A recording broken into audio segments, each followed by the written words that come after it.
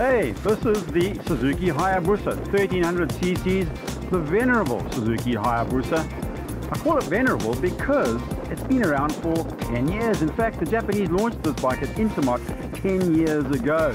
It's been turbocharged, nitro-charged, all sorts of charge, even been used in racing cars. So this is one bike with an engine that is indestructible and everybody's favorite in South Africa. Whoa, this is the brand new 08 model of the same Suzuki Hyabusa. 1340 cc compared to 1298 from last year. So they've added almost 50 cc's in capacity. So I like to call it the 1400 cc Suzuki Hyabusa. And as you can see, it's a totally different looking bike to last year.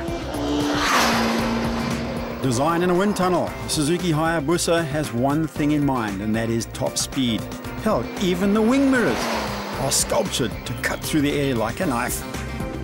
Through the twist, quite amazing really. It's a big motorcycle, but it seems to steer like a superbike. This is what you would call a kilometer eater. Comfortable, yet rapid. Suzuki have kept the same basic bike for 10 years, and this is the first upgrade we've seen in 10 years, and I say well done to them. This one is fantastic.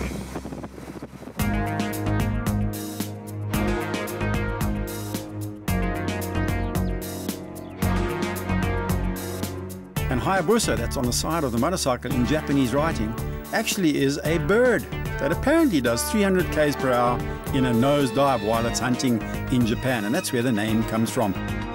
I know 10 years ago we thought, what the hell is a Hyabusa? Well, now you know. Different seat, of course, for 2008. And the biggest factor, look at those exhaust pipes. Somehow the Japanese have got obsessed with exhaust pipes and saddles. The best part and the best upgrade for this year, I think, are the front brakes. Absolutely awesome. GSX-R 1300, but as I say, I'd like to call it a 1400. Ram air intakes at the front, adds about 10 horsepower once you get over 250 k's per hour. You know, if you look at the design of this bike, it sort of reminds me of plastic that's been melted with a candle, the way it all just slops down on the side of the bike. And that rear looks something like a Piaggio scooter. Look at the speedo though, it goes up to 320. You can also go A, B and C electronic modes. Down at C knocks something like 50 horsepower off the top. And why don't all bikes have gear indicators like that? 6-speed gearbox. We're going to head off towards the dynamometer at the Vaal CIT branch and see what this bike actually does make at the back wheel. There's been all sorts of claims coming out of Japan. I can tell you, it feels a lot more powerful than the old model, that is for sure. In fact, I think it's about 20 horsepower up. Down to CIT Vaal, and Marius, the technician there, is raring to go and see what the Hyabusa can do on the dyno. Look at those exhaust pipes.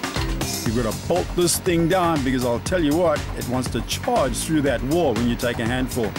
State-of-the-art dyno jet dynamometer.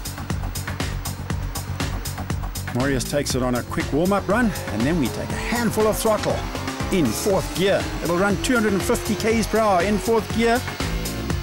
And there it is on the screen straight away, 10-second run.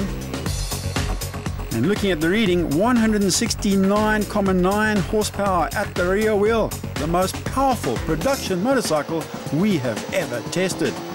Don't forget the old Hyabusa, best we've ever had on this dyno, about 150 horsepower. So straight away, 20 horsepower more than the older model. Gets a bit better as it warms up. Look at that, 172.27 horsepower and huge torque at 8,000 RPM. Thanks, Marius.